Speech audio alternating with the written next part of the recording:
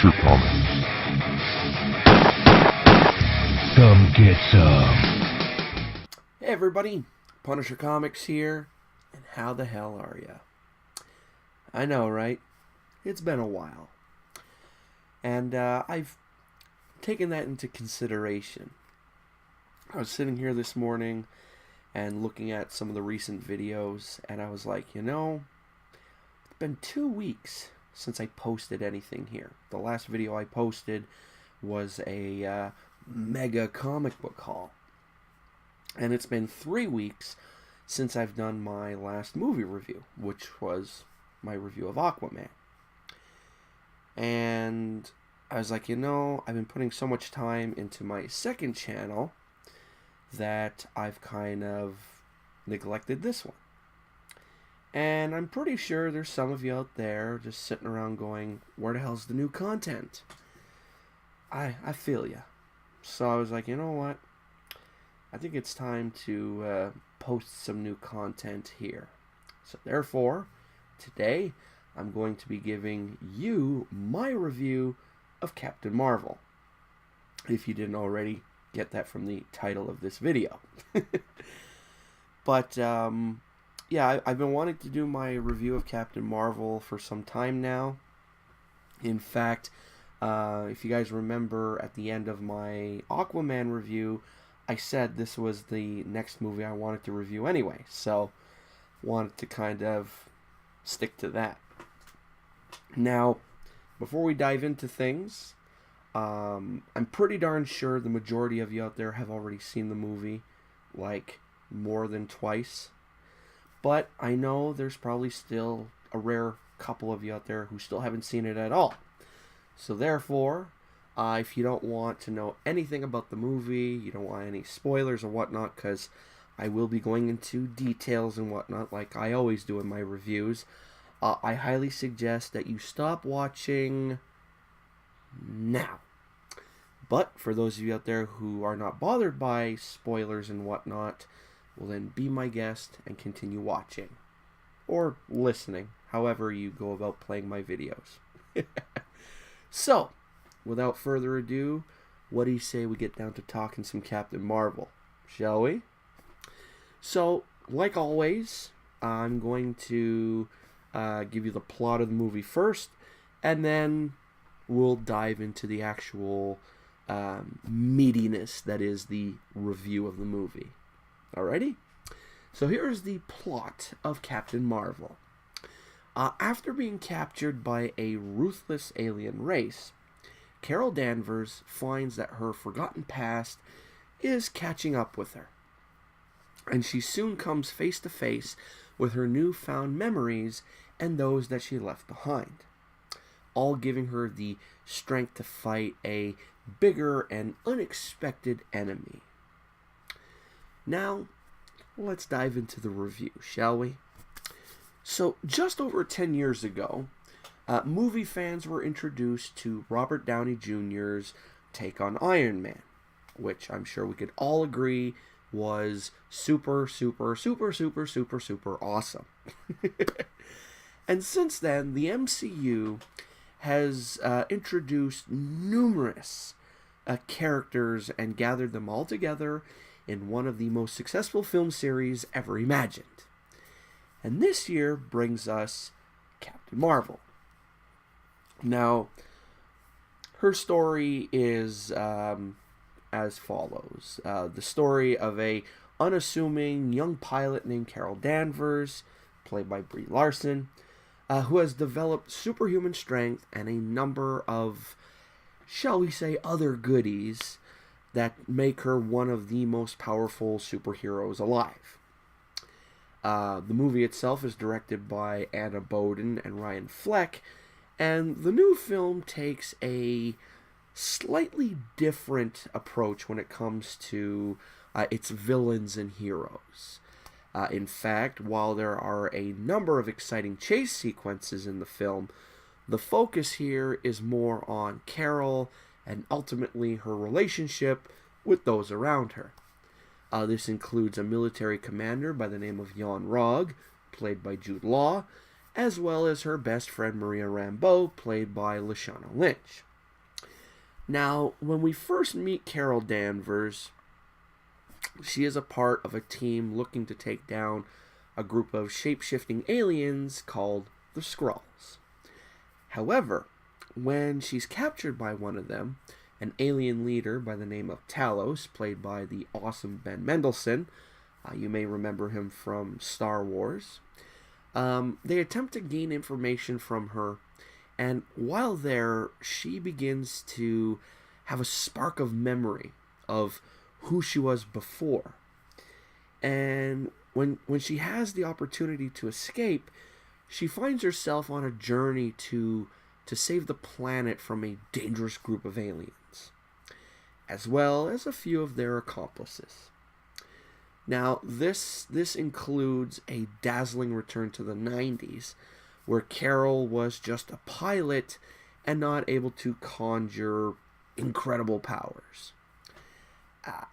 During that time, she finds comfort in her own past relations, and it also leads her to a couple of familiar and, might I add, younger-looking MCU favorites, namely Nick Fury, played by Samuel L. Jackson, like I need to tell you who plays Nick Fury, and Agent Coulson, played by Clark Gregg. And perhaps most importantly, she reunites with her old friend Maria Rambeau, another character that I'm sure you comic book fans are more than familiar with, who in turn helps her on her current mission. Now, at this point in time, Marvel has developed a very clear pattern for introducing new characters. And while Captain Marvel follows a slightly similar route, it also feels a bit like something else in pop culture. Now, if you're a fan of Buffy the Vampire Slayer, you may find that the latest hero to command the screen shares a few traits with the Valley Girl that slays the undead. Excuse me. In fact, there's one scene in this film that was a reminder of a very seminal moment in the final season of the series. In one of the last and, I can say, best episodes, we see a montage of a group of young girls suddenly finding their own inner strength to become a vampire slayer. And, breaking the rule that there can only be one. And it was a terrific moment that had a ton of, I guess you could say, inspirational girl power for longtime fans of the show. And the sequence here may just involve Carol, but it certainly feels very familiar to me. As well, you can certainly compare the on-screen friendship with Carol and Maria to Buffy and Willow, the Slayer's best pal, who also happened to be a very powerful witch. And even Annette Bening shows up in a role that feels very similar to a pivotal character that appeared in the same final season of the cult hit. However, I'd rather not reveal which one, just because even this slight reference could give something away to fans, in the now. While the similarities may not be intentional, for this viewer, it felt like a very interesting comparison. Now, as far as Brie Larson is concerned, the actress, I guess you could say, is a fine choice to bring Carol Danvers / Captain Marvel to life. I mean, when we first meet her, she's already a force to be reckoned with. She works alongside an alien race called the Kree, which includes Korath. You may remember him from Guardians of the Galaxy. Minerva, Bron Char, and as well as Jude Law as the previously mentioned Jan Rog. However, even then, Larson brings the character to a more grounded and confident level. And I'm sure there's a lot of people out there watching. They're going to be all like, oh, you don't know what you're talking about. She was terrible, blah, blah, blah, blah, blah. This is just my look on things. And so she brought to a very grounded and confident level. One that nearly always feels quite, I guess you could say, human and honest. Unfortunately, she doesn't always stand out when it came to some of the action sequences. But thankfully, the stunt team and the visual effects artists around her really make it work well enough. This is an action hero that is very heavily aided by CGI, colorful special effects, and the basic stunt work. So there's nothing radically new or exciting here. And thankfully, Miss Larson handles the more dramatic journey quite well. So ultimately, it still all comes together. Now, Ryan Fleck and Anna Boden, I must say, are very interesting names to add to the list of directors involved in the MCU. I mean, the two come from very unassuming and independent projects like Half Nelson with Ryan Gosling, and the baseball drama Sugar, and the Zach Galifianakis charmer It's Kind of a Funny Story. Their focus on character and story creates a very interesting and yet not always successful take on the popular superhero formula. And while this approach works at times well enough, the first half of Captain Marvel, I must say, struggles to find the right tone, with the reveal of her past feeling a bit clunky, and it was a different take on an origin story as they explain her backstory like a mystery waiting to be revealed. However, it's a mystery that takes a bit too long to uncover, even though it's clear where it will ultimately lead. In fact, considering the runtime is just over 2 hours, which is relatively short for a recent blockbuster, the first act is occasionally dull and kind of jumbled. And Carol's introduction attempts to add something, unique to this particular tale, but all too often falls to really invest the viewer. However, starting in the second act, we get a better sense of the direction they're going, and thankfully, it begins to really move the story forward in a more engaging way. Now, when it comes to the supporting cast, there are a ton of good performances here. Clark Gregg has a bit of fun playing a young and slightly naive version of Coulson. Jude Law shares a terrific connection with Larson and Lashana Lynch, with Larson and Lashana Lynch gives the movie a ton of heart as Maria.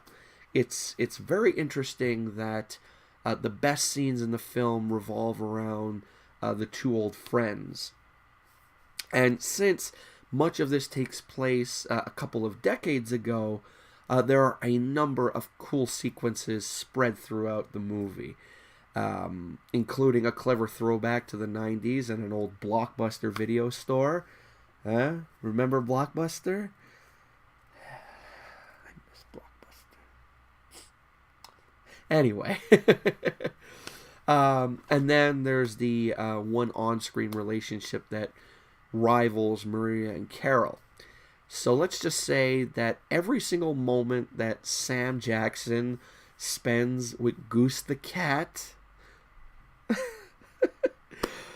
surprisingly, they changed his comic book name to Chewie, is quite appealing, and that feline pretty much steals every scene he's in. I mean, I loved it. I loved it. I was reduced to a little, oh, he's so cute person in the theater. Anyway. Now, ultimately, Captain Marvel continues to open up the franchise with a few new characters to add to the universe. Brie Larson gives yet another, I guess you could say, solid performance as a hero unsure of her own strength. As well, the girl power element will likely appeal to a whole new group of fans, as Wonder Woman did for DC. And then there's the cat who I hope becomes a regular in the DC MCU.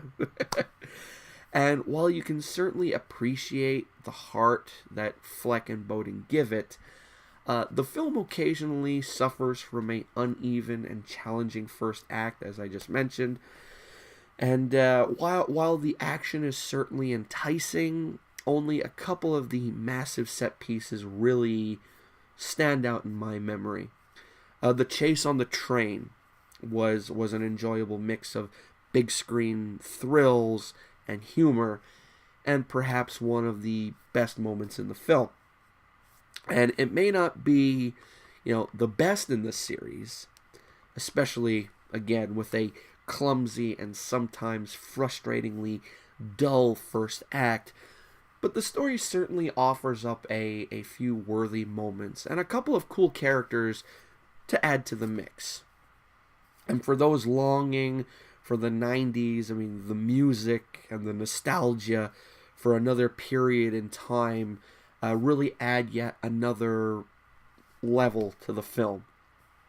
The soundtrack is absolutely terrific. And for those wondering, the opening dedication to the late Stan Lee in the Marvel logo, I truly believe will bring tears to your eyes. It did this guy.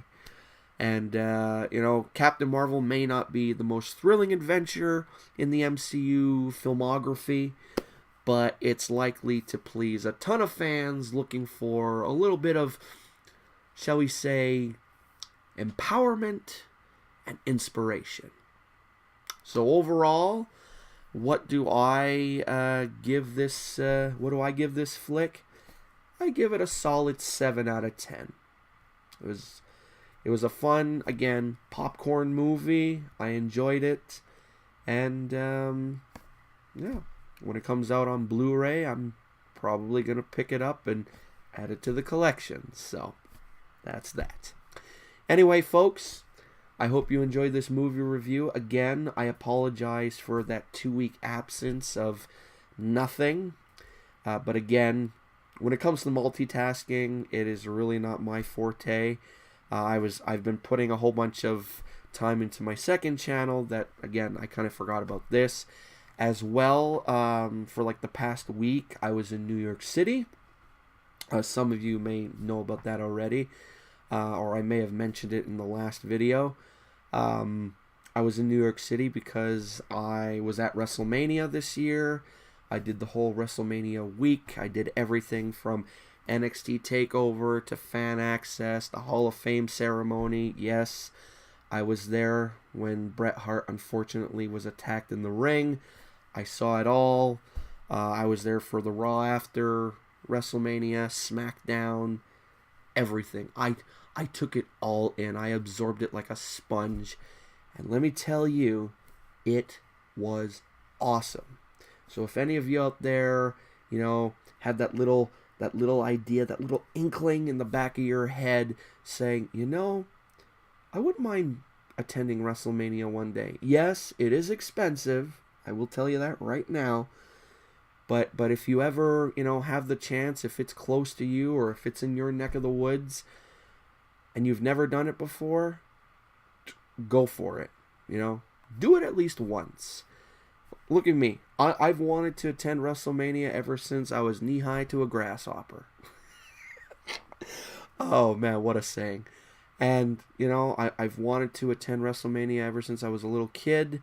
And Never got the chance to when I was younger. And after last year's WrestleMania, when they revealed where 35 was going to be, New York, and I was like, that's the closest it's been to me in a long time. So I was like, let's do it.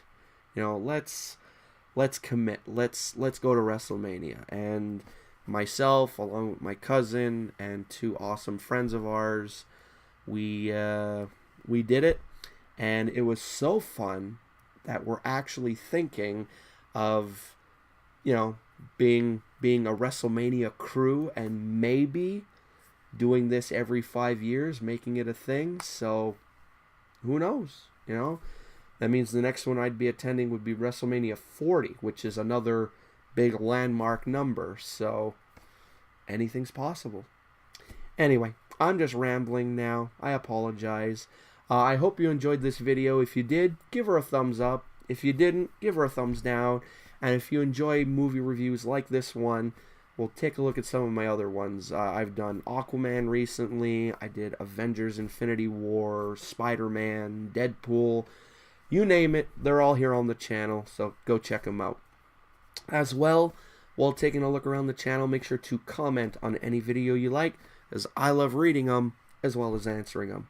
And of course, most importantly, while looking around, make sure to like or dislike any video you watch. And before leaving, make sure to click that subscribe button. Alrighty, so that's it for me. I'm not entirely sure when the next video is going to be, so I'm not going to make any promises. But I just, again, wanted to do this to, put something fresh up here on the channel. I know before doing a movie review, I should have done something along the lines of, like, the regrettables and that. But this was just like spur of the moment. I woke up and I was just like, let's do a movie review. So here we are. Anyway, folks, till next time, I'm Punisher Comics, and I am